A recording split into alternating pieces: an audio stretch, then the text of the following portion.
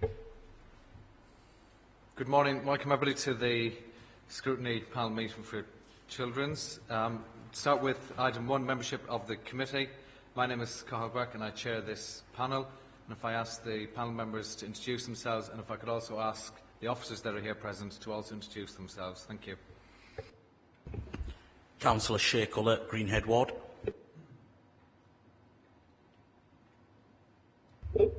Councillor Lisa Holmes. Dale O'Neill, Volunteer T. Steve Combe, Head of Corporate Parenting.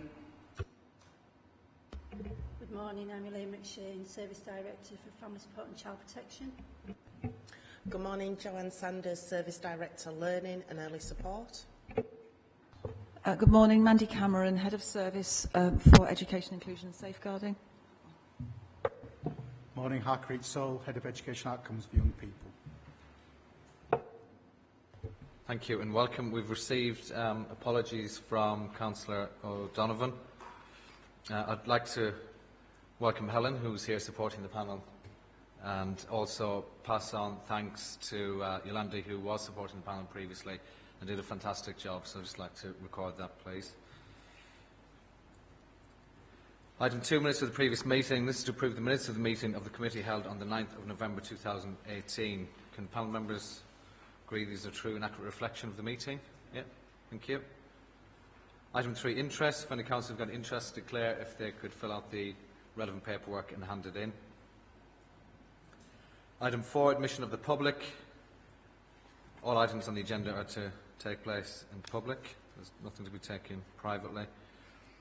Item 5, the introduction to Director for Children's Services. Unfortunately, we have to postpone this item as the Director isn't available to attend this meeting, so hopefully the Director will be attending our next panel meeting.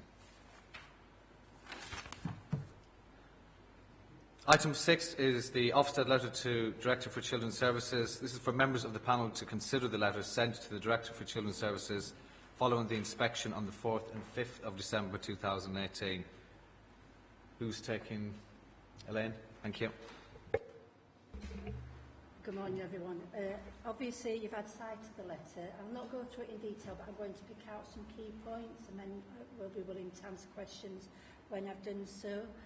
So just starting very clearly with the overview, it does open up with there has been a significant improvement since the last monitoring visit, which focused on the front door in November 2017 in relation to its initial response to children who need help and protection. And in the cases seen, children are safe and immediate risks are appropriately addressed using a multi-agency approach. And I think clearly what the inspectors saw was the strengthening of multi-agency working within the front door and the conversations that take place to ensure that we were responding to children in a timely manner.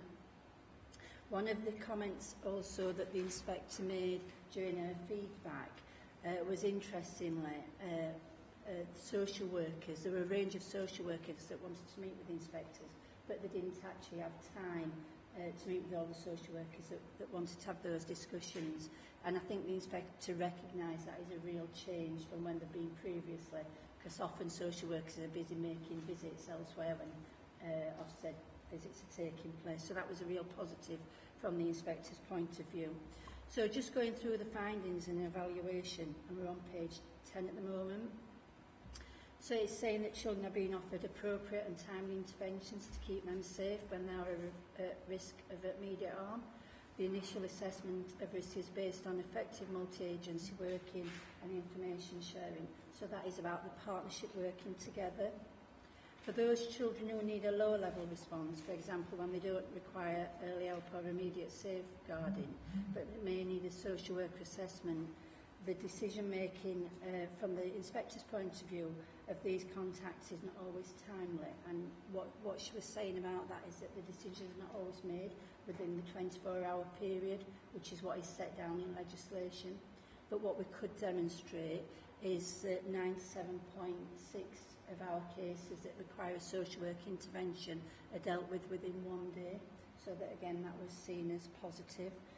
The system for monitoring the quality of decision making has been strengthened, Decisions are routinely challenged and explored.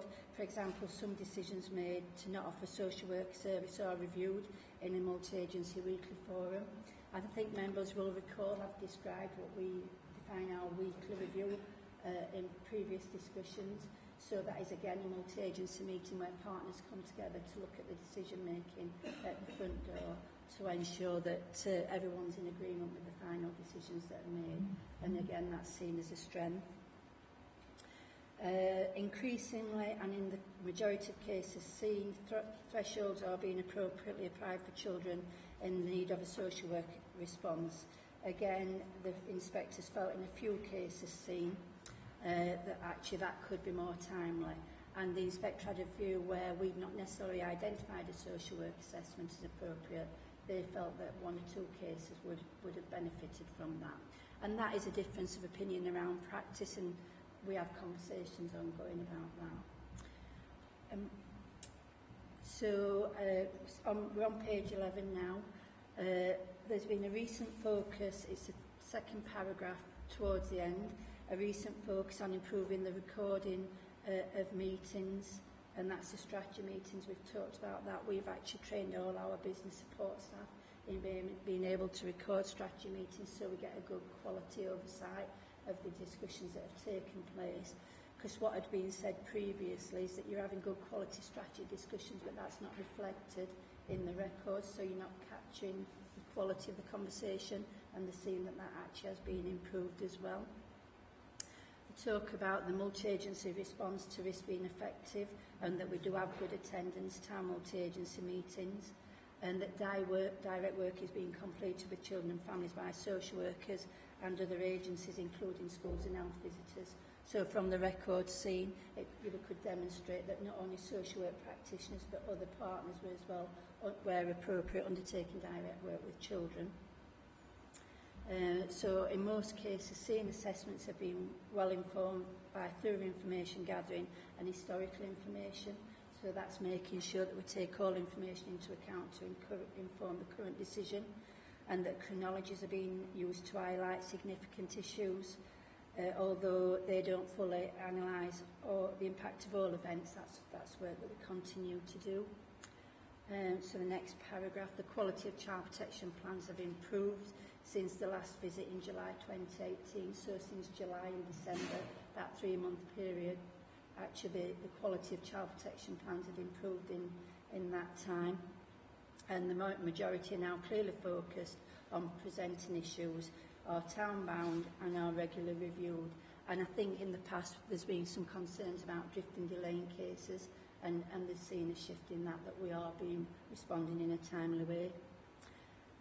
Children are seen and are seen alone. Children's understanding of safeguarding as well as their ability to keep themselves safe are considered depending on their age and how we feel they're able to keep themselves safe. And our recently established risk and vulnerability team are offering effective return home interviews when children go missing, and that was seen as a really positive move forward. At times, and I think that we've had this discussion before, the richness of direct work and the relationships that the social workers have with children were not clearly conveyed in the records as they were in the verbal descriptions seen. In addition, case notes are not always up to date. This means that management oversight is weakened. But as we've talked about, and I think they mentioned further down, is that we talked about our recording, assessment and planning training that's enhancing our practice, and that was seen to already be taking effect in terms of the quality of what inspectors were seeing. So on page 12, top paragraph, so I mean, as the inspector said, and we agreed, there is still work to be done. Although we've made significant progress, there is still work to be done. And the inspectors did see some weak practice for some children are receiving ongoing interventions, and in some cases children are not always seen in a timely way, and in others it's not clear whether visits have taken place, and again that comes down to the recording and the quality of what we record, which has been a theme ongoing but is improving. Inspectors found most effective management decisions at every level and good independent reviewing officer oversight at the midway review, of the Child Protection Plan, and that's something that we've put into place to make sure that the chair of the conference has a look at the case midway through. So you'll have a child protection meeting, and there's a 6-month period of time before the review takes place. So we've asked the conference chair that's developed the plan to have quality assurance role in making sure that practice is progressing within the plan, and if not, checking out why that's not the case. Supervision continues to be regular and has recently improved. Some social workers now have the opportunity for reflection as well as direction about cases in their supervision sessions. The training offer is good.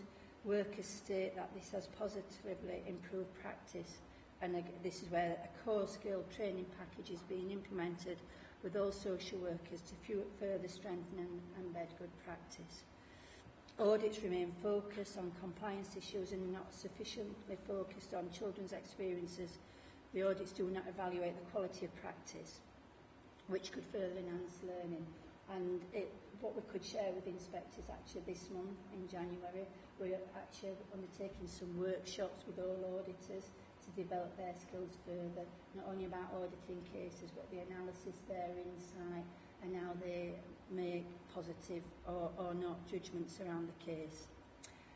They made reference to our new recording system that had recently been introduced, which had been identified as an area for improvement at the inspection in 2016. Data migration to the new system has resulted in a temporary backlog of records waiting to be put on the system, and actually that's almost resolved, because we had a period of time where we were without a system for 2 weeks, so that amount of records has to be transported into the new system, but that's almost completed. The workforce is now increasingly stable. There's been considerable improvement in the recruitment of permanent staff at all levels. The morale of those workers spoken to is good, and they feel well supported by managers. And the final paragraph was senior managers are using data effectively to inform their improvement journey. The report to the Improvement Board details the current performance, but also give a continuous improvement on the areas that need to improve. Performance targets are now suitably ambitious, with clear plans for and continued monitoring of priority areas in day-to-day practice. That's my conclusion. Thank you. Thank you. We'll take comments and questions from panel members. We'll start with Councillor Ulla. Thank you, Chair. Thank you for that.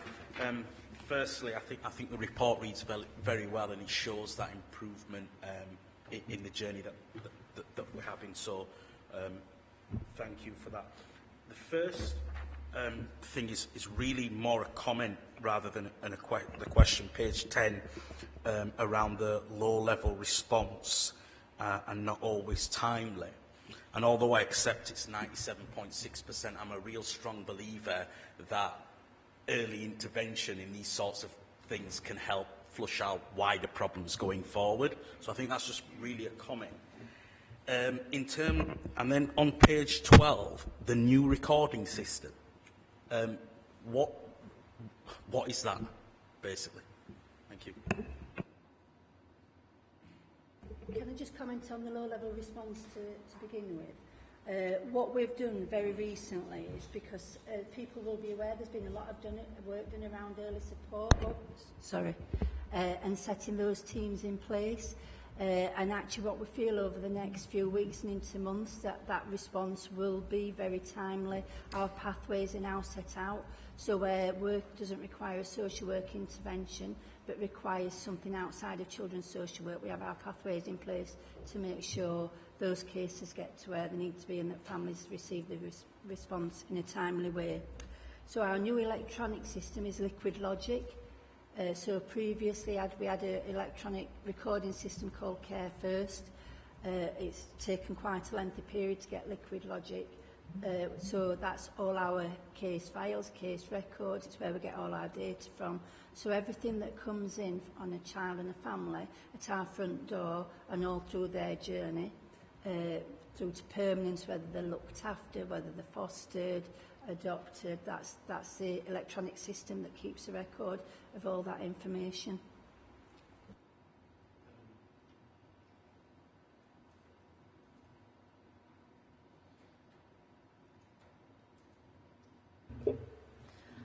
Okay, thanks for the report. Just general really, presumably you've had meetings with staff about this latest monitoring letter. What was their response to that, given staff morale's now higher? Presumably they're still on that journey, as we like to talk about. And do you think we're on track? Are you any concerns? Is there anything you're expecting to come over the horizon later? Just a bit of a forward, really. So two things. In terms of the visit itself, members will be aware that actually a number of cases are identified. So we have 6 cases identified that Ofsted inspectors are going to look at in detail. And I had a meeting before we met with the inspectors that included the social workers, the team managers, service managers. We have a meeting as a whole. And I think what I can say about the social workers, because that is the first time social workers have been part of that meeting, and they were very, very positive and really well prepared to actually meet with inspectors. What I would say is on the 2 days of the visit, so for the front door, for example, inspectors met with the team managers within the front door, but were not going to meet with the social work practitioners that are taking the calls, and they asked specifically that I went to ask the inspectors if they would spend time with them so that they could talk about their experience over the 12 months and how much more positive they felt about, where they were as a service. We are working with, morale has improved, social workers are more confident. I think what we talk about, so what I'm keeping an eye on going forward is the consistency of practice across all social work teams. And what I would say in terms of, and what I say to practitioners and team managers is, the consistency in making sure that everything is recorded is the difference between requires improvement in good, and actually the workforce are in a position to get us to that point of beyond requires improvement in the full inspection. I met last week with the heads of service and our transformation team to set out all the areas we need to consider in terms of preparing for our full ILACS inspection. So we've got a clear action plan. We are looking at some work around our looked after children, particularly care leavers, in terms of, and I know Steve's going to talk about the data around looked after children, some areas that we feel that we need to have a closer look at. Our audits for January are all around looked after children. And so the approach that we've taken to every monitoring visit is to undertake in-depth audits, look at the themes that are coming out and address those on an ongoing basis. I think we know our service as well. I think what the inspector said and hasn't actually put in the letter is that our self-assessment is what she sees. So what we say is what she sees when with a colleague when they come and look at practice. So I don't think you can never underestimate what might come forward. So I keep an open mind and sort of quite vigilant.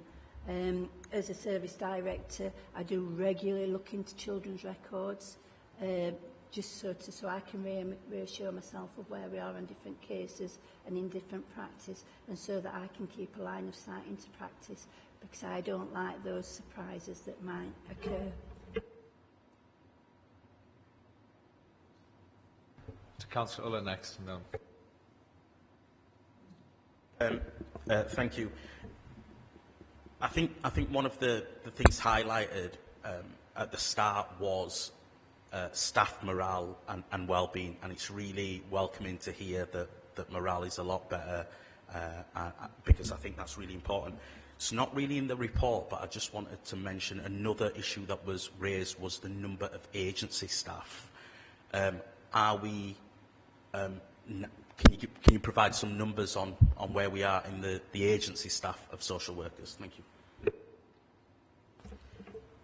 When I first arrived in Kirklees, I think the number of agency staff was at around a 70 figure. I can say from the records, and again, this is something I look at on a regular basis. We have 12 agency staff across the whole of the Children's Social Work Service, so that includes looked after, it includes our assessment and intervention, which has always been out where our higher number are. The ones that we have got in assessment and intervention have been with us for some significant time, but we are now, we're in a, I think over the next few weeks that will reduce. Some are converting to permanent posts, because that's the other thing we've seen with our agency staff, converting to permanent posts. We've recruited 3 experienced social workers last week, so it's just a timing of getting those into place.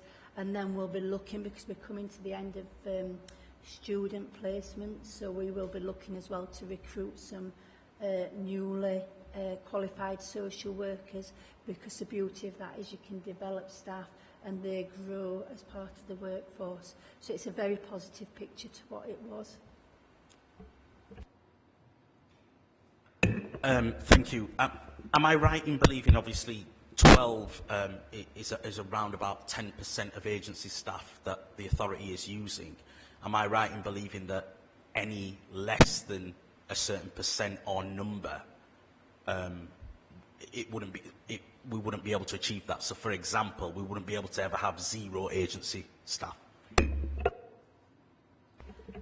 I think our next stage is looking at the decision making about exactly when we do use agency staff, and as our caseloads are reducing, because people will remember caseloads were really high, we do still have a few outliers where higher numbers, but our average caseload is 15.9, so that is a reasonably good position. It's 18.7 in the assessment and intervention, so slightly higher. If we can get that stable, which we believe we can, we'll look at really using agency as an extreme last resort, because what we'll use is our resources that we already have to sort of manage cases, because we see that actually bringing agency in, because it's you know, a short period of time, has an impact on a family. So I don't think you can ever say we'll never use agency staff, but we'll get to a position where it's an extreme last resort. Yes, thank you. I mean, 15.9 cases, I think that is a pretty good achievement, because I think when we started there was like 27, 30 cases I was hearing of per social worker. And I think the inspector's report, I think it reflects a lot of areas that were identified as at-risk areas. For example, well-being of staff, case loads, agency staff, and it's highlighted for me a number of those, so well done. Thank you. Dale? I've been involved in scrutiny of children's services for several years now, which means that I'm keenly aware of the changes and improvements that have been made. I'm also aware that there seem to be 1 or 2 persistent areas which are still an issue going back at least 3 years. On page 12, on paragraph 3, audits remain focused on compliance issues and are not sufficiently focused on the children's experience, which is exactly what Professor Munro said right at the beginning. The audits do not evaluate the quality of practice, which could further enhance learning. I am aware it says that this has been identified as an area for improvement, but could you explain why the persistence of this particular issue? So what I would say about this is actually the team manager group. You've got a relatively inexperienced team manager group, and prior to my arrival they actually didn't undertake the audits on the cases. When I first arrived into Kirklees, we had a separate auditing team that undertook that piece of work. So what we've done is we've established this stable team manager group is to work with them to see this as part of their everyday practice. And so really moving from a place of not auditing to really understanding the benefits of auditing, about insight into cases. And I would say over the past 6 months they have made great strides, but actually what we need to do is to make them go further and really understand how to audit a case. I think as well that what we talk to the inspectors about is that element of confidence of because what what the inspector saw is that sometimes actually auditors were being hypercritical on cases rather than being able to balance a judgment. So what they might say is something was inadequate when really on the whole the quality of the case was adequate and towards good. So it's about that consistency of how we apply a decision making, and that's the bit that needs to further work. I think the fact that we do probably between 100 and 110 audits a month is a really positive, and they come back at almost 95 to 100%. I can't talk about, well, I have actually seen some of the audits that have taken place previously, but as I say, that wasn't in my role. I understand what you're saying, but my concern is the lack of focus on children's experience. I think what we're still seeing is we're still auditing some historical casework. We're moving away from that now. So what we've had in our casework is a decision making that's been taken historically that still sits. So when inspectors look at cases and they look at the onset of a case, that is before we've actually become established in our current practice. So I think we're still seeing some historical decision making. By the time we get to the full inspection, the work that we will be seeing is what is in the here and now, and the team managers and the service managers and the systems and processes that we have in place now. And I think that will shift the pattern of the auditing, because quite clearly you'll see the inspectors say social workers know their children, they know their children well. Similar team managers know their cases well. It's how we then put that down into paper and reflect the richness of work in the written word. Thank you.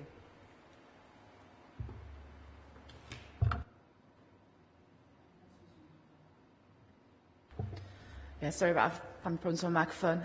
Just following on from my colleague's question before about agency staff and our social working team. How many hours are they working on a normal week, and what's the sickness level?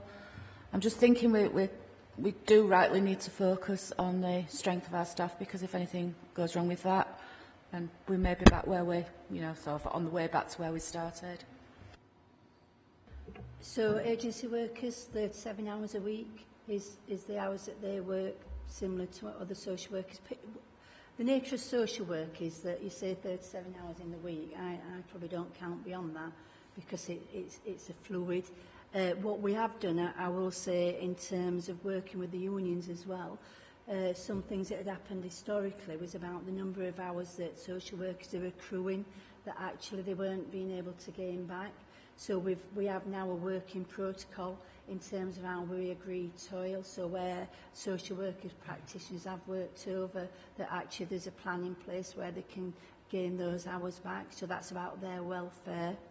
I actually haven't got the data, and I'm sorry, I haven't got the data around sickness absence, because actually our sickness absence has reduced. Similarly, our retention has increased as well. And you're exactly right. I've actually just wrote a report. I've actually at a regional challenge last week that was looking at all these areas across Yorkshire and Humber. And one of the things that I made the statement about is what I have to keep an eye on is sickness absence, that is reduces further and it stays in that place, that our retention remains at the place that it is, and that actually we create an environment where social workers want to remain and move up, so they might want to be an advanced practitioner, team manager, so that actually we do retain good quality staff within Kirklees. Maybe the sickness thing's something you could share with us at a later date. That's fine, thank you. Any other questions or comments from panel members? Can I just ask on your self-assessment that you complete, is that in line with what has been shown up from Ofsted when they inspect, so the concerns that you have are shared with those that they have? And also moving on from that, what do you see as the main problems moving forward that may hamper continued progress? So yes, our self-assessment, as I say, we have a formula. So usually we have the outline of what the monitoring visit is going to look at, and then we set an action plan against that and look at all areas. We undertake audits that demonstrate themes, so we know where we're working well, where there's areas that we need to improve. And usually we've developed a plan around that, and that's what our inspectors see. So by the time they arrive, we provide an assessment on the area that they're monitoring. And actually, on the last 3 monitoring visits, the inspector has said, what have you said in your self-assessment is what we have seen in our inspection. What I am saying to you is you already know. We've begun to look at that as an ILAC, so that's the main inspection, which looks at all areas, so that will take some real work. I would say some of the challenges really are that around consistency of practice in terms of not how we practice but how we record our practice, consistency of decision making, and that's recorded, that we are able to reflect on our electronic recording system the quality of the supervision and the management oversight that takes place on cases, and I feel that if actually we get all those in place and we're well towards that, then we will be in a positive position at the time of the inspection. I think it's coming from where we started. I think it's good to see the achievements that have been made, and what was, I think, slow progress, albeit progress seemed to be very, very slow to begin with, but it's now good to see that it is gathering pace and we are seeing further improvements. I think we've made excellent progress all in all from where we were, and I think we just need to ensure that we continue to make that progress, not becoming complacent, and continue to make the significant improvements necessary to ensure that we are safeguarding and protecting the most vulnerable children in our society. So thank you for the update, and thank you to the team, dedication for the work that has taken place to ensure that we are making the improvements necessary. I just want to reassure members that actually we don't underestimate still the amount of work that needs to take place to get us to where, because, you know, overall what we'll be looking for in the longer term is outstanding, and we know the amount of work that needs to take place. I think the idea of pace, we had the discussion very early on, because I think Ofsted was saying it wasn't going at the pace that they might have wanted. But what we can say now is we've got good, strong foundations by taking the approach that we have. And it's about how we build on them and actually get us to the final place in the longer term of outstanding. Thank you very much. Okay, moving on to item 7. Is children in care. This is the statistical information. This is for members to consider the regular report relating to children in care and their current foster placements, to maintain an overview. Steve, are you presenting this? Yeah. If you go on to the summary page, you can see there our numbers of children in care per 10,000 population. We currently around the national average, and significantly better than statistical neighbours. Further down there, some interesting information in that summary from the Department for Education around the growth in numbers of children aged 0 to 17 in the whole within the district, that they've now revised up over the number of children aged 0 to 17 in our district overall. Originally, they were saying the overall number of children in the district 0 to 17 was 99,192. Based on statistical information, they've now increased that to 99,815. You can see in the graph that the number of children in care at the end of November was 637. At the moment, our numbers from a week to week, we're in that sort of 631, 633. We're around that low 630s, varies from week to week by a couple, but at the end of December, we were around 630. Like I say, in November there, it's got 637. You can also see there the number of unaccompanied asylum-seeking children. I think when we look at this number, it's worthwhile reflecting back to 2017, because within 2017, the number of children in care in the district at one point was slightly over 700. And in terms of the things which are now in place, I think there's been a lot of work done by colleagues around the early help for children and families.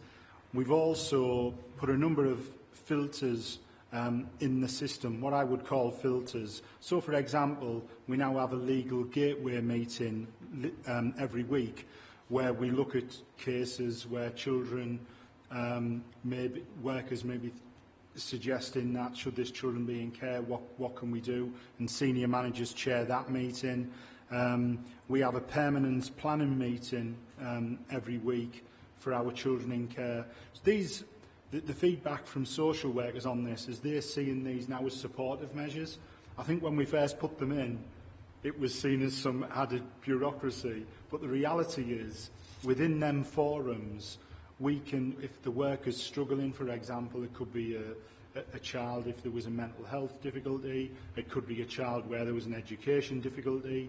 Within them forums, senior managers can drive to get things that may be required for that case. So as them weekly meetings have gone on, I think the social work feedback has improved. When we first introduced them, it's another meeting to come to, but as they've gone on over the year, they've seen that as being more of a positive feature now.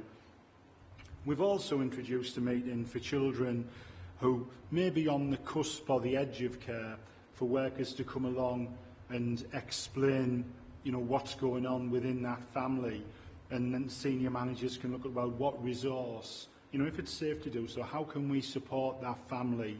What's the extended family network? And once again, I think that the feedback from workers has been positive. Whilst initially seeing that as an additional piece of bureaucracy, like a lot of things, when you go and before senior managers, you're able to put your case, say what the issues are, that becomes a supportive mechanism for the workers. In terms of other factors, the children looked after age and gender breakdown, that's on the next page. And you can see where the largest bulk of children in care are, in that 11 to 15 age group. And if you look further down, you can see on that page the number of children placed outside the district. We're making some steady progress there, reducing those numbers. We've once again put panels in place to review the cases of children who were placed externally. So we have a complex case panel for children who have very high level needs, and we also have a panel to review cases in general. And on that panel we have colleagues from clinical commissioning, we have education, so we can look at them cases and say, this child's placed out of area. For some children, as we've said previously here, that can be the right thing for safeguarding or a highly specialised placement. But then for some children, we would say, what can we offer? Or if the placement's not going well, what can we try and create locally to bring that child or young person back within district? The panels that meet weekly, there's been various issues that will get raised there. There's been one or two occasions where the social workers came before us and we've said, right, let's have a quality assurance visit on that placement. There may be an external placement where the provider has had a recent Ofsted, and if that's not been a particularly positive Ofsted, then we would say, right, let's have a quality assurance visit on that placement. You've also got the, on the final page, the ethnicity of our children in care, and you can see there that the prominent group is white. What we are encouraging, and within the file audits we've talked about, when we have young people coming into care or in care who may come from certain parts of the population. So, for instance, we may have unaccompanied asylum-seeking children. We may have young people who come from certain ethnic groups, etc. That within the file audits, we're now saying, are we capturing in that social work practice, is this something that's on our radar? That we're looking at the young person's ethnic background and that whole thing around diversity. So that's a sort of overview where we're at in children in care. I think overall, for me, it's a positive picture. And I think the things we're putting in place to support children and families are being well received by workers. And it's something, once again, as has been said in the previous item, we have to keep on with, because bringing children into care, I mean, is one of the biggest things the council, probably the biggest thing the council does for me. It's a huge decision to bring a child into care. So if it's safe to do so, wherever we can, we should try and support families so children can remain within their immediate or extended family. And I think it's positive to see that back in 2017, let's say we were up to over 700 children in care, and now we're managing around 630 on a month-by-month basis. Like I say, it may vary by a handful, but we have got all them filters in place and trying to make sure we get the right quality placements as well for our children, and we actively recruiting for more local foster carers and engaging with our existing foster carers, because they are the biggest recruitment tool we have. They are the people who are out there saying what the experience of fostering with Kirklees is like. So lots going on, but overall, I think for me it's a positive trajectory, and we have explanation how we're achieving it as well. Thank you for the comprehensive update. Can I just ask, before I ask panel members, could you provide a little bit more detail on the unaccompanied asylum-seeking children and the background to how that works and how that impacts on the authority and what service and offer we provide to them? And the second question is based on the children placed more than 20 miles outside of Kirklees.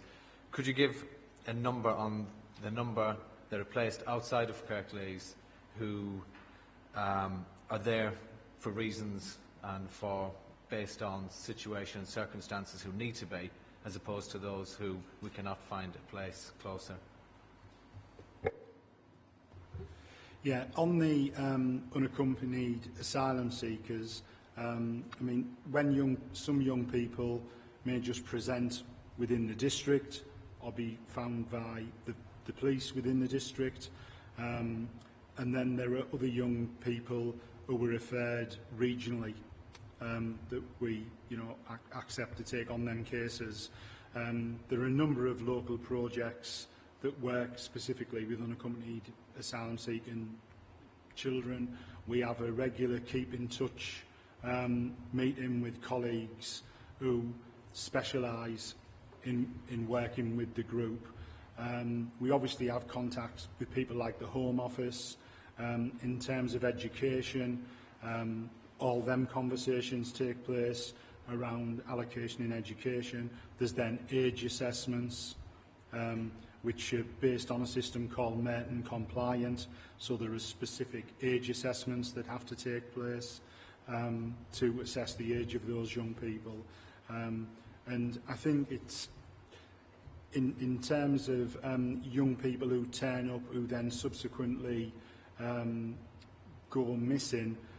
If a young person turns up as an unaccompanied asylum seeker and becomes one of our children in care, then the system then treats them as we would any other child or young person. We treat them in the same way. In terms of radicalisation, etc., all of that is on our agenda. So there's a whole package, but some colleagues who specialise in that locally and regionally. So we're engaged in some of the regional work as well. In terms of the young people who were placed out of area currently, in terms of saying out of the, I think it's the 103 who were placed externally at the moment, some of those young people, if they were coming into care now, we would we would care for locally. However, if they've been placed externally for some time, it's not just a case, I mean, that's their home, they may be attending a school. So, for example, if they were placed in York, if they've been there for 2-3 years, it's not just a case of saying, oh, we now have a placement, so we're bringing you back to Kirklees. It's about, over time, creating more placements and making sure that children who are entering care, wherever possible, we can place them locally.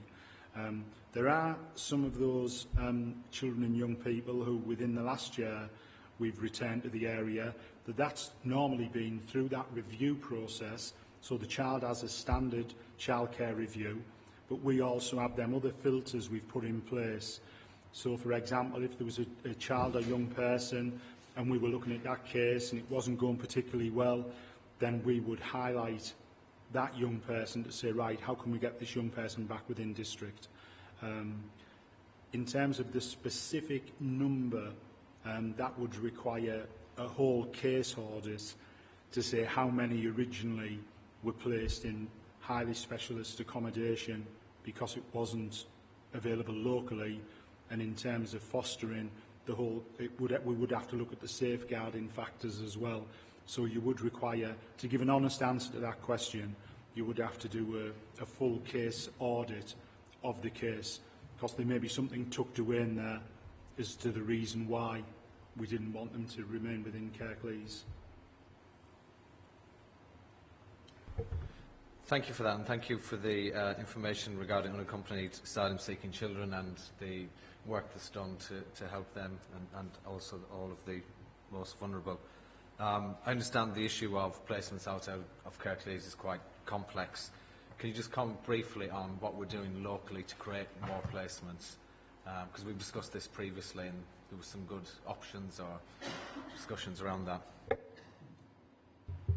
Yeah, we are, I mean, for example, in the lead up to Christmas, we had a campaign which was 25 for 25, trying to get 25 extra foster carers in the system. Because to put a potential foster carer through the recruitment system based on the national guidelines can take up to 6 months. And at the moment, we have around 30 people in the system. And between now and March, we have, I think it's 8 new fostering households presented to panel.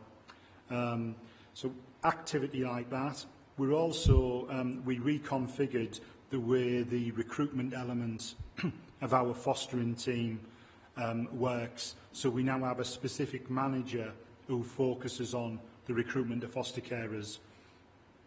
Met with Huddersfield Business School prior to Christmas, and we've invited the business school to nominate some postgraduates to come and look at our fostering recruitment when they're doing some of their thesis work, etc. And they're going to come in May to look at exactly what we do and look at if there's any further innovation we can add. We also look to regional and national colleagues, some of the work of an organisation called Empower, private sector consultancy who've worked in other local authorities. It still will come down to how we value our caring carers. So we've done celebration events last year for long service. We're doing similar this year.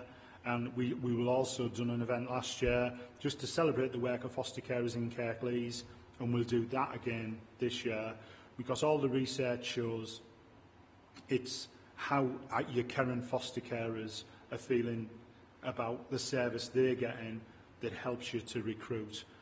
We're also doing some work with uniformed services, such as the Fire Service magazine, so when people are coming up to retirement, would they think of, becoming a foster carer, and prison service, police service, and folks who may have experience of working in education, doing some marketing around that. So people who've been maybe teaching assistants who are moving on. So there's lots of different strands. We have monthly drop-ins and specific recruitment events as well. So we just need to be doing lots of things, and hopefully each different strand it'll get us a small number of carers, but it's an ongoing task. Thank you. Any comments or questions from panel members? Deb? Just a question. Age and gender breakdown.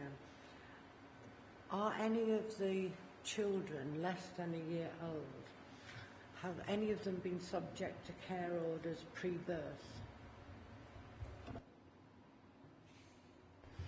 No, you wouldn't be subject to a care order pre-birth. And what we would do is a pre-birth assessment, and at the time of birth, we would remove at birth.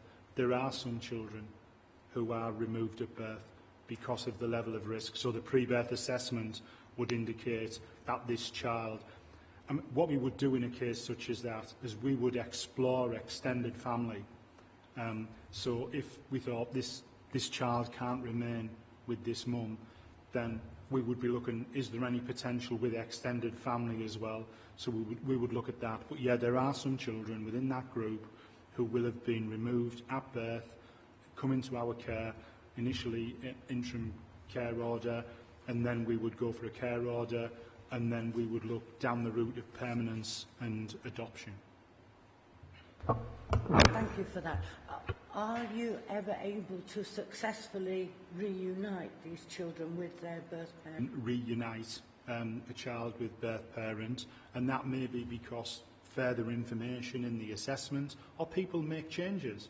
Sometimes having a child, a person can change the way they make decisions. So, for example, it may be that a mum-to-be has a partner who is at very high risk to children, and that child being removed at birth may create a huge change in that mum's thinking about her relationships, her wider network. So them assessments are ongoing. In them cases, we may then do a mother and baby assessment in a specialist unit where other professionals contribute to the assessment as well. There's not lots and lots of them cases, but wherever possible, because as we said at the outset, I think removing children permanently from their birth parents is a huge thing to do. So our evidence base, our reasons, our rationale, there is lots and lots of scrutiny, and also scrutiny within our service, but also external scrutiny, because these families do have their own legal representation as well. So they will also be exploring, well, has this been tried? Has that been tried? Final question. Is the number, I accept that the number is very low, but is the number remaining stable, reducing, increasing, what? I would say that the number is remaining stable, and I don't see any more activity in that age group than what I've seen when I've worked in other authorities. It's an area of our work, and I know the colleagues in assessment and intervention, they look at all options of trying to do everything they can if it's safe for that child to remain within immediate or extended family. So I don't see in my year I've been here as that being an increasing issue.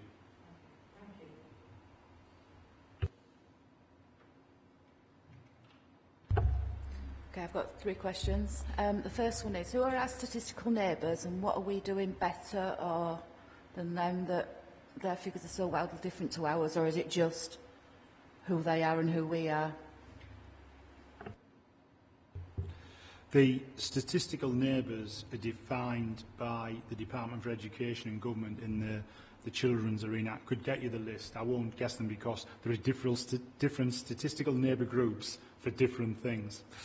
So there is a group of local authorities who were deemed by Department for Education to be similar to us.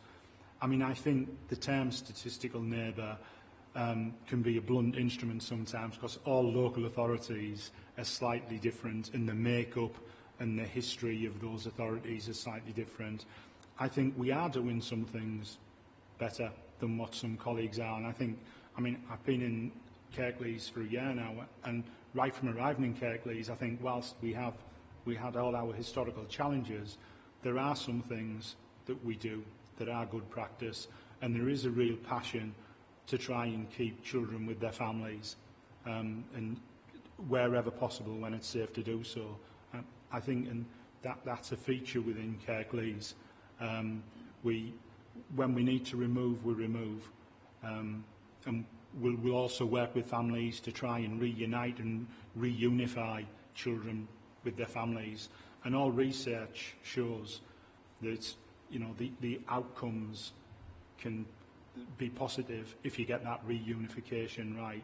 And there's high-profile people in the family courts, judges, who've said that that's what wherever possible, social workers and children's service departments should be making sure they explore all avenues in terms of keeping children within their family. But I will be able to get you the list of statistical neighbours, but I don't want to quote them off the top of my head. Yeah, I think it's useful when we're having numbers in a report saying we're being pitched against, if you like, you know, sort of numbers from elsewhere. I think we need to know who they are. And I think quite often you can learn as much from people doing things badly as you can about them doing them well. And it could be some red flags to us, that things that we need to look out for, that we don't start doing things wrong. And also, like I say, I think you can learn as much from that as you can anything else. My second question is, you've talked a lot about where children might be able to stay with their families, you know, sort of their relatives, grandparents maybe, aunts, uncles. How does it look? So a child is presented to Kirklees in some form or another as needing to go into care. So they come to us and we look at the family, and there is family members who are willing to take those children in. There could be pluses and minuses with that. The great plus is that they're known, that they have some sort of relationship. But I think the minuses are very likely to be that they've not been through all the foster training that a formal foster family would have been through. So there are some disadvantage maybe. So what is the offer? What does it look like for somebody who's going to family members compared to going into a registered foster carer? And I mean financially and support-wise and everything else that goes around that. Yeah, we do have a large group of connected persons foster carers. So this is where we make the decision, because there's a difference between a family member, if the family member is nominated by the parent and the parent comes to us and says, look, I can't look after, I don't know, my 12-year-old, so I have placed them with the grandmother. That is different to us doing an assessment and saying the child can't remain with the mother, and then us looking at the grandmother. That can then become connected persons fostering. So we have at any given time a large cohort of connected persons foster carers. When you become a connected persons foster carer, you go through the fostering panel, yeah, and you become an approved foster carer. But many of those connected persons foster carers, if this is a long-term arrangement, they would then go on to special guardianship, which they get means-tested financial support, etc. So in the first instance, they would get fostering allowances. Then as they move further down the journey, if they decide to go for special guardianship, then they would get financial help via means-tested special guardianship allowance. In terms of other support, if you're a foster carer, you have an allocated supervising social worker. If you're a special guardian, under the special guardianship regulations, you have a support package, and that's decided in court of how much the local authority will support you. So the special guardians also get a package of support as well. Does that answer? How do I learn more about that? Where can I get some information? Because I think that's quite handy for us, because we are talking about that more and more now, and I think Children's Scrutiny needs to look at that element, because I think that could be a big way forward for us, reducing looked after children. Alongside we always talk very much about recruitment of foster carers, but I think this sits very comfortably beside that. Okay. My third question was, we talked about the event that was held for foster carers, the celebration. did these special guardians get invited to that? So it's a family member who's gone through, you know, taking in a family member's child. Were they invited to that event as well? Were they part of that, or is it something separate? In terms of special guardians, we have a connected persons team. So, for example, we're very active with an organisation called Grandparents Plus. So we do have events. We had a Christmas event specifically for special guardians, and we have a team who specialise. And if you want to come, if you'd like to meet with the team, if you drop me a line, I'll organise. If any members of Scrutiny want to meet with our connected persons team, because I think some of the arrangements we have in Kirklees are very, very good. And this, as a council, we are very, very supportive of families. For example, in terms of connected persons, family, friends, foster care, we have 89 cases at the moment that we are supporting. In terms of special guardians, so this is ongoing support, many receiving financial support. At the moment, we have 319 special guardian arrangements that we are supporting. So I think as a local authority, we make a strong case.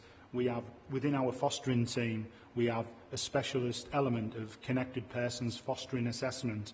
So they're not using the regulations in the wrong way, they're applying them to connected persons. And then we also have, as I've said, that special connected persons social work team as well. But if Scrutiny would like to visit fostering and meet with the specific elements of the team, then that's great. We also have, when you're on about family members, 139 children on child arrangement orders, which have been supported by the authority as well. So we do, you know, we as an authority, we're very supportive of Child arrangements, no.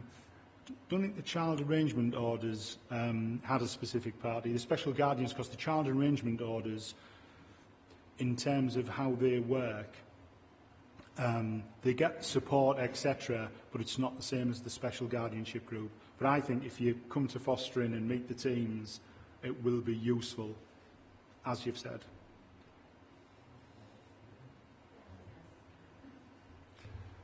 Any further questions or comments from panel members?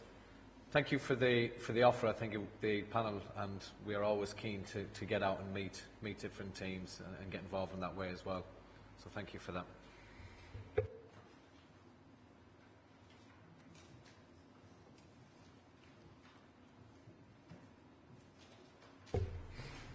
Okay, item 8 is the CAMS transformation plan and autism. So the purpose of this report is for the CAMS local transformation plan refresh to be brought to this panel for discussion and information. The refresh includes an update on autism assessments and the current position in Kirklees. And we received a very hefty document which kept us busy. So perhaps a discussion around what we may want to look at in future going forward may be useful as well. So, Tom. Thank you, Chair. Apologies for the length of the report. It's what we have to submit to NHS England, and it is very lengthy. As you've said, Councillor Burke, today the focus mainly is around the autism assessments aspect of that, which is a part of the plan overall. And I think autism was first called into scrutiny in 2015, I believe, when we were doing the original CAMS transformation plan. As the summary sets out, there was a national inquiry held into child and adolescent mental health services. The findings were quite damning, really, in terms of the underfunding, in terms of the multiple commissioning arrangements, and generally in terms of the lack of parity that children's mental health provision had with adults. So as part of that, in 2015, we had to produce our initial CAMS transformation plan, and we have to produce one every year, which is assured by the NHS and the DFE, and looks at the different areas and priorities that we have. So as part of that, we include autism in that, although there wasn't a national requirement to do that initially. We felt that it's such a problem locally that we did. So those of you who remember, in 2015, autism waiting times in Kirklees were around 4.5 years when we first brought the transformation plan to scrutiny. Currently, they're just under 12 months. They're down to 11 months, which is a real achievement, but is still too long for a lot of children and families to wait to get that assessment and to get that support, really.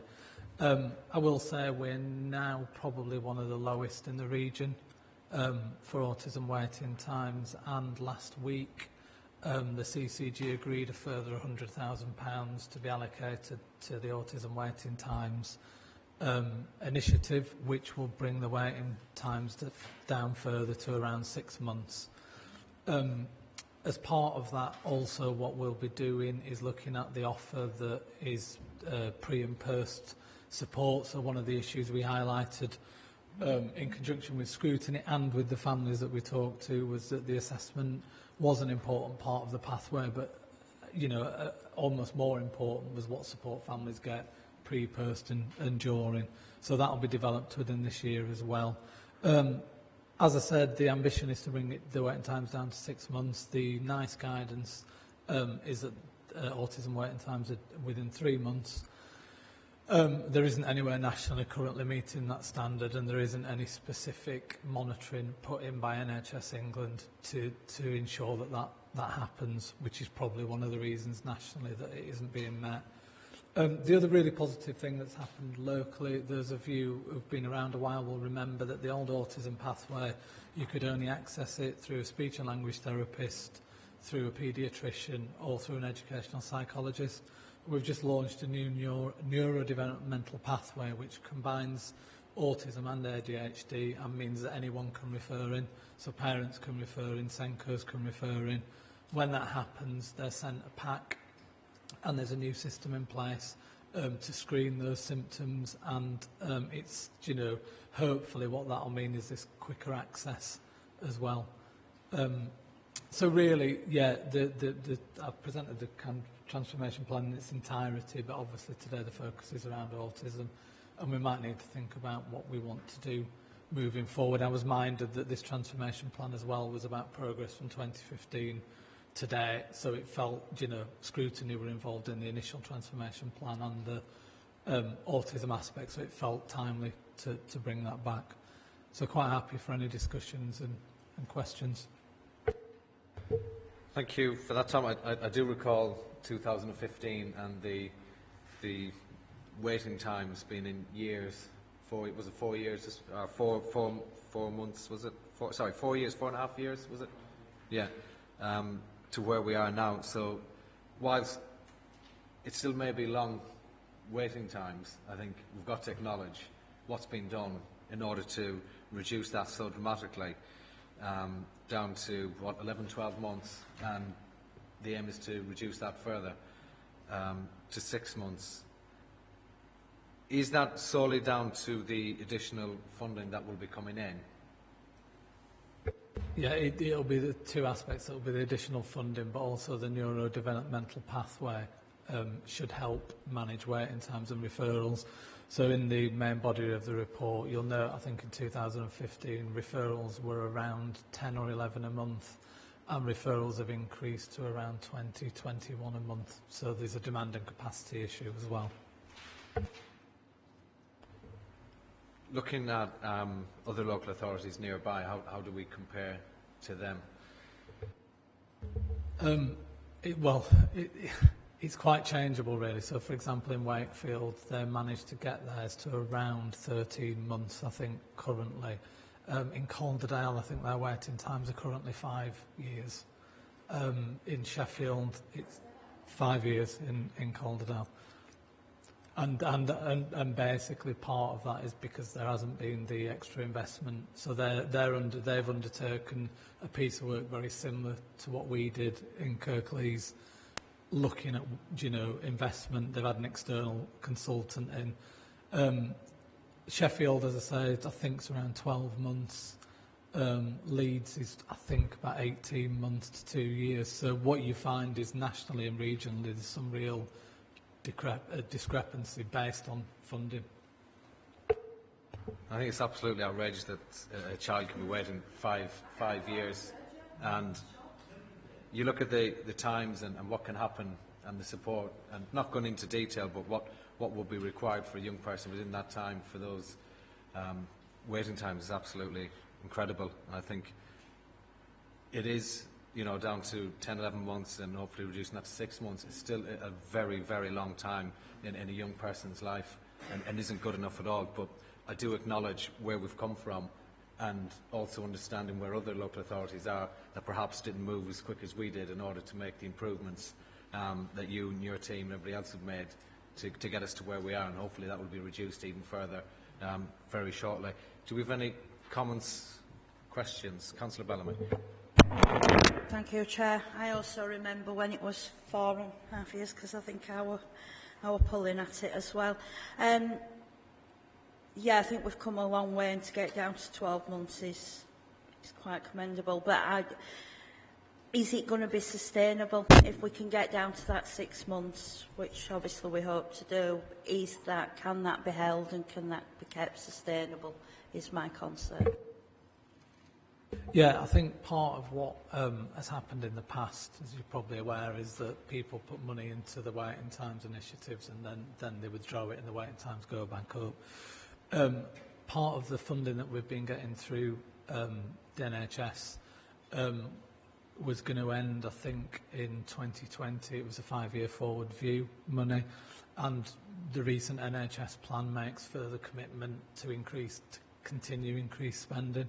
So for us, it's a massive priority, and it should, obviously our hope is to get it down to 3 months within the national guidance, but we won't take the focus off that. And obviously there are other pressures in the CAM system and there are other priorities. But given where we're at with it, I think, that investment will stay at that level as far as I'm aware.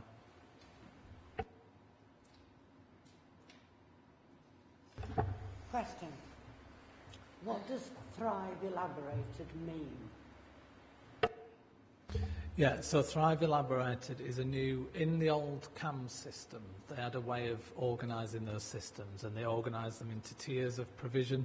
So you'd have tier 1, tier 2, tier 3 and tier 4, and that basically meant the greater your need was, the tiers, you went through the tiers. And what the national report found is that didn't really help children, young people or families. What it did is meant that they got stuck because they didn't meet this criteria or that criteria. So what Thrive Elaborated is a way of working that gets rid of tiers and is about functions instead. So it's kind of the 4 functions are around getting help, getting more help, getting risk support, and I think the other one's early intervention. So it's a way of trying to get rid of tiers, and it was done by the Tavistock Trust, who produced it initially, so it's been rolled out nationally. I understand what you said, but I just, in plain English, Thrive Elaborated, to me, doesn't explain what you've just explained that it means. And I was reading through this and I kept coming, how can you implement something called Thrive Elaborated? I don't understand. I understand what you've told me, but I don't see the link between the title and the action. Yeah, I think there's a lot of terminology and a lot of acronyms within the kind of mental health world. So what we tend to do is when we've produced the transformation plan, we work with PCAN and we produce an easy read version. So we do tend to break that down within the Thrive Elaborated model. But fundamentally, it's a nationally mandated model, and we need to work on making sure people understand that locally. So one of the things we've done is we've worked with the early help strategy. And the early help strategy is actually based around those 4 principles, and that explains it quite well as well. I think if I can just comment on that, having remembered moving to a tierless system there was a great need at that time to do that. So this is obviously where we are. I think the easier to read version will be helpful as well for us as well, just to be able to digest that as well as everything else. Any other questions or comments? Councillor Holmes. Yeah, just on the waiting times, and I know things are improving and everything else, does anybody analyse what's happened in between the period of somebody presenting to the service and going on this waiting list to when they're actually seen and something happens, not just seen, but something happens in support? Because the thing that I found that jumps out in this report for all the wrong reasons was at the bottom of page 49, talking about earlier intervention. If my child had been supported early on when we tried to get help when she was 7, she would not have had the difficulty she has now, and we would still live with us as a family. That out of this whole report is a bit that I've read a lot of reports over the years. When you read things like that, I just wonder whether we actually looked at what these waiting times, the impact they're actually having. I'm sure all the other councillors, we regularly get calls from people and they're in distress because they've got children who are not in school because they can't cope, or with, all of the things going on. And part of the elective home education that we've been looking at, there is an element in there where it's because children and their families have not been able to access the services they've needed. So it's that period between somebody coming to us and saying, do you know what, I need some help, or they're being referred out by the GP or the school, and actually getting something in place that is beginning that support. Yeah, I agree with you in terms of, we're quite lucky in Kirklees in terms of the education aspects of things, because we don't need an ASD diagnosis locally to be able to access specialist provision or support. So I think that's a real positive. But I've spent a lot of developing the pathway. I've spent a lot of time with parents whose children have been waiting a long time for diagnosis and don't have any kind of behavioural support, because often that's the problem. And some of the stories are really, fairly heartbreaking in terms of the impact on the child and the impact on the family. So part of what we've made sure in the new model, the Thriving Kirklees model, is that it doesn't really matter whether you've had your assessment or not. You should be able to access support for your child while you're waiting. It doesn't matter that you've not had the assessment. So we're doing a lot at looking at how we can support parents in between those times. And things like we've got our crisis provision, which people don't know a lot about. So, for example, if a child is at home and there's lots going on and they are waiting on a waiting list, there's a 4-hour crisis response as part of our CAMS provision, where if a child is in severe distress or a family is, they can get that support kind of fairly rapidly. So it's about trying to understand the system and how people navigate it. And I deal with a lot of complaints from MPs and from local councillors, where a lot of the time it's just about putting people in the right part of the system to get the support. But what we are doing in this second year of development is working with PCAN about how we can make sure that that wider offer, where children and families are experiencing distress, pulls in everything, because there's actually quite a lot of support out there. So, for example, a lot of people don't know about the Autism Outreach Team, which goes into schools and helps. There's a lot of other things that people can draw on. So actually we're talking about these massive waiting times. They're not that big a deal in some ways. So maybe we all need to sort of step back and stop getting too worried about the waiting times and look more as a scrutiny panel on what's happening in those waiting times. Because I think the numbers are very misleading. I didn't know about some of that. It was a bit unfair because I did actually know some of that. But I think the point to make is that it's very easy to start looking at this and be bogged down by how many weeks. And I was shocked at that 5 years. That's horrific. But actually it's not, I don't think it's my focus. I think my focus is what's happening from the point somebody comes to us to the point that they leave needing us in whatever way that would be. I completely agree. I think one of the things that NHS England have done, and one of the things you'll notice in the plan, is there's a real focus on kind of waiting times, and there's not so much about the so what and about the outcomes and what's the experience of service users, what's the experience of families. And for me, I agree with you. I'd much rather start shifting the focus to actually what is the outcomes for children and young people and families, rather than, you know, waiting to, because it is important for some families, but actually once they get the intervention, we need to make sure it's making a difference. And I will you've got me worried about this 5 years now. I will double check with my Calderdale. Yeah, no, I will double check with my Calderdale colleague that's accurate. But yeah. Just very quickly, I know my ward, which obviously is the ward I know the best in Kirklees, I know there is this perception there's no point contacting CAMS because it'll take too long, and we need to change that. We need to make it, and that's what the point really I'm trying to get to, that families shouldn't be put off by thinking they're going to have to wait a year, 2 years or whatever, and it's pointless, because actually it's really not pointless, because there's a lot can happen while you're sat on that waiting list. Yeah, I completely agree. I think part of the because the CAMS system locally was so broken, a lot of those messages haven't changed, and it's really important that we get that communication out, and you know, and also some, you know, really positive forward communication, you know. So for locally, we were successful. I don't know if you heard about the national mental health pilots in schools that were launched, and there was a bidding process, and we bid and we were successful. So we're getting about another 1.5 million in the system to put workers into schools. You know, there's loads going on, but actually you're right, a lot of parents on the ground and professionals will still have that attitude of don't contact CAMS because there's no point, we'll be waiting too long, and they won't offer us the support. Any further questions or comments from panel members? Just on that note, because I think we spoke about this before when in 2015, we were looking at pathways and people understanding where they were in the process. And it's important for us to know, and everybody else to know, that they aren't abandoned. There is help and support, and what takes place during that waiting period.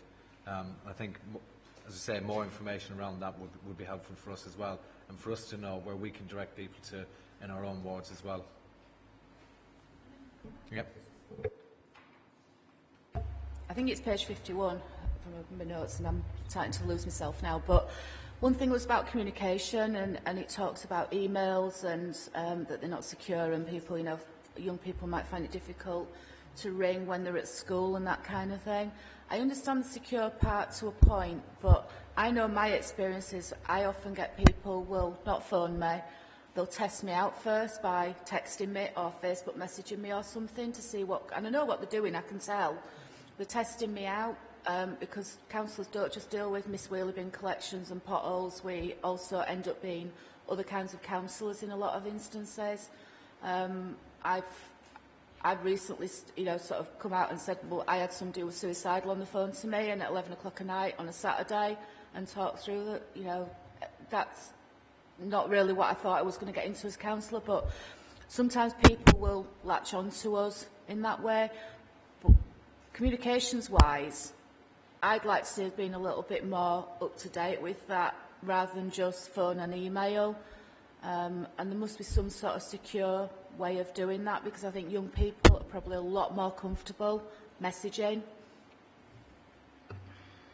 Yeah, completely agree with you. I think one of the priorities in here is to upgrade our digital offer, for want of a better word, and we've just invested in something called Kooth, which is Kooth. It's K-O-O-T-H, which is a 24/7 online counselling service, and they have it in Leeds and they have it in Calderdale, and we've never had it in Kirklees. And it's, you know, for all those reasons, you can get on, you can talk to a counsellor, it's anonymous, you know, so that'll be a really positive step. And the other thing that we're looking at is there's a website in Leeds which is fantastic called MindMate. And have you seen it? And it's got all these videos on, it's fantastic. And you can get through the referral process completely digitally, and it takes you to a local team. So we'll be working with Leeds and seeing about how we can, I think you may be able to just buy the platform and then Kirkleesify it, if you get what I mean. But I really do think we're still pretty behind with our digital offer. Same subject. Part of the reason I'm really interested in this is because we're obviously coming up to GCSEs again, and my daughter went through that last year, and she's really clever, wasn't struggling, you know, she did amazingly well, but I saw the state she got into, she was lucky because she's got me, because I understand a lot of things, a lot of parents don't. And I think we need to know that everybody else is on, you know, sort of the case of GCSEs and schools are massively supported in supporting their students, because, you know, for a senior leadership team and their staff to be supporting so many students, not only with the means to pass the exams, but the emotional capacity to deal with that is a massive thing, which is why, again, I'm thinking, you know, I know the young people now. Messaging's the thing, isn't it? They're Instagramming and, you know, Snapchats and everything else. And I think I want to see, so I'm glad we're looking at that, because I want to see that, and I want to see it quite quickly as well. You're right, I think we're behind. Yeah, thank you. Thank you for that. I think, so going forward, I think it would be useful for members of the panel to have the information about what is available, as we've just discussed, digitally and everything else, the resources available, so that we can be assured and we know how to direct people accordingly as well. Okay, thank you.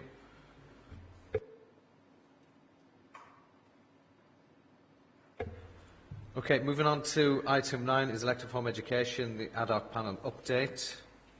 This is to provide an update on the work being done by the ad hoc scrutiny panel in relation to elective home education and to outline the work still to be completed. Panel members will have had a look at the report and the work in the summary that is taken place, and also on the next steps. The panel will meet a number of other witnesses to gather information, including leading elective home education experts, other local authorities in the area to consider their offer for elective home educators, parents of those local authorities mentioned above to explore their experiences, and head teachers forum. This is the primary, secondary and special schools. And the recommendation is that the panel note the work of the ad hoc scrutiny panel to date and continues to support the approach outlined in section 5.1. Mandy, would you like to contribute anything at this stage? I think I'd like to say that the work of the scrutiny panel has been incredibly helpful, and it's focused all of our minds on the work that we're doing and developments for future practice. And obviously, as you're well aware, we're waiting for the outcome of the DFE consultation on elective home education, and that will include flexi schooling as well. So I think the recommendations of this scrutiny panel, with the very thorough research that's being done alongside the consultation from the DFE, should help shape up our future service. Are you interested in knowing any current details, Councillor Burke, about numbers, etc.? Yeah. Well, we think, but I mean, as you state in the summary, parents aren't required to either tell us that they're wanting to electively home educate, and if they do, they're not required to tell us the reasons why. We always ask the reasons why because it's helpful, and we think that just under half of our parents are electively home educating for philosophical reasons, in that they believe genuinely that that's the best way for them to educate their child. At the moment, we have an update from the report. We have 360 children who are electively home educated on our books as of this week. Since September, 60 have returned to school, because what happens is that the Education Inclusion Safeguarding Team, when we get a referral for EHE, goes out and visits the family to ascertain their reasons for doing so, if there's any additional support we can have, and of course if it's that there is some difficulty with school or issue, they will work with the family and the school to return that child to school, if that's the general belief. And so 60 have gone back, and we've had 37 new referrals since September.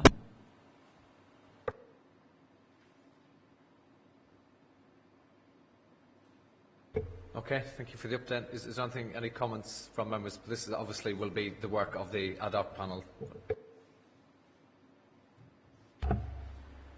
Just a general, I was a bit disappointed how short the report was, on given how much I thought we'd done. So there's just nothing here. Particular concern, and one thing that we have repeatedly said between ourselves, is the fact that the parents we've spoken to are going to be the ones who are the most vocal and probably not in any difficulty. And I'm a bit, I think I'm leaning towards trying to push now for some sort of having an anonymous questionnaire with home educators. I'm concerned. I know you're saying that half are philosophical home educators, and they may well be, but that's an awful lot of home educators who aren't and who have left the school education system for probably quite dramatic reasons. I know I've got a few living on my ward who've made contact, or I knew already, and their reasons were quite, and we've spoken about one of them, Mandy, you remember the lady. I think we need to think how we're going to do this now, because I feel we're flagging a little bit. Might be unfair, would you not? Maybe other members will comment, but I feel we've kind of gone offline a little bit with this now. Thank you for your comments, Councillor Holmes. I think we've got the next steps, which outlines the work that is to take place going forward. Obviously, yes, the summary, there could have been a lot more in there to fairly reflect the work that has taken place and the in-depth meetings that have taken place and work of the panel. We're also waiting for a new officer to support the panel with recent changes. So once that's in place, we'll be moving swiftly along to make some progress.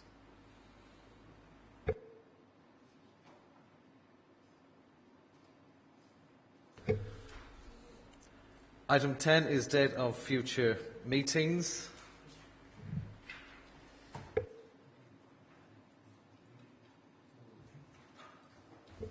So dates for future meetings of the Children's Scrutiny Panel will be confirmed. Scheduled dates in the calendar are as follows: 22nd of February 10 a.m. and the 1st of April at 10 a.m.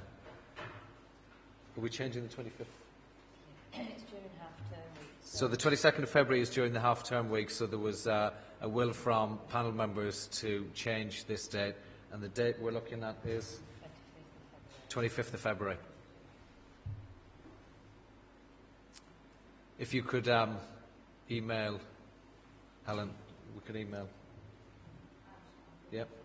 So if there's any issues, just if you can email, and then we will confirm the date.